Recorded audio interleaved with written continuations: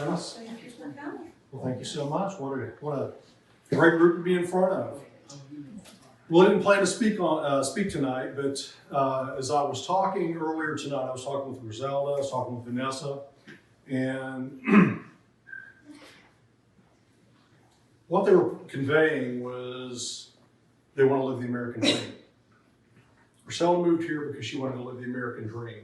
And she said something to me tonight that actually struck me. She said, I don't want to live the Chinese dream, I don't want to live the Peruvian dream, I don't want to live the Russian dream, I want to live the American dream. And that brings us to why I'm running for sheriff right now. Over the last few months, we've seen some things happen that shouldn't be happening here in America. Exactly. We have a sheriff in this county who voted to lock us up in our houses against our wills. We have a sheriff in this county who sought an arrest warrant for a pastor for exercising his First Amendment privileges. God-given right. Not a right given by government, but given by God.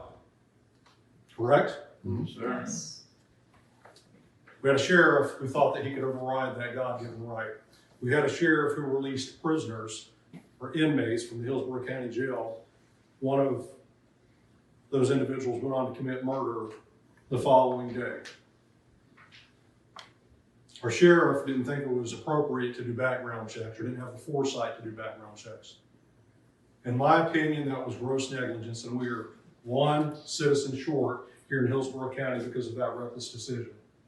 Those decisions led to people contacting me and asking me to run and lock horns with this administration. I was tucked into retirement. My future chief deputy, James Hargett, was tucked into retirement, and we were living our lives and we were happy.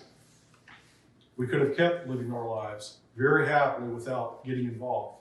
But the thing is, it takes people like you and me and James to come forward to make a change and say, this is our country, this is our county, and we're not going to live like a third world country. We're not going to be locked in our houses. We're not going to be told when we can and can't practice religion. And we're not going to have a government who releases inmates without doing background checks to come harm us. Yes. That's the reason I'm in this race. Because we're not living the Chinese dream. We're not living the Russian dream. We're not living the Peruvian dream. Forgive me, pardon me. We're living the American dream.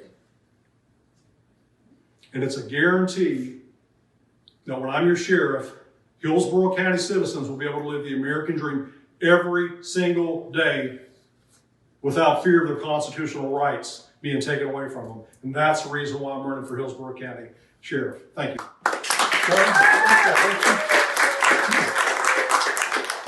Why does a county sheriff have to raise $900,000 to get elected?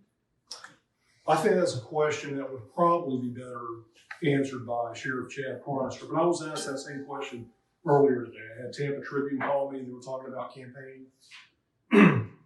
And the question was, well, how do you plan on running against Chad Cornister? He has all this money. Why does he need all that money for a local campaign? That's not normal. I would argue that maybe it's for intimidation. Okay? But here was my response. And I'll get to you in just a second. Right. But this was my response.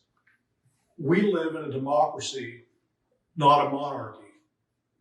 And apparently Sheriff Chad Cornister doesn't realize that, but I think he's going to on August 18th. Yes. Yes. I've got a real quick answer to it. Why does he need all that money? Because it's expensive to fight truth. Yeah. Yes, it is. Great answer. Absolutely. Jim, What do you read every day, Charles?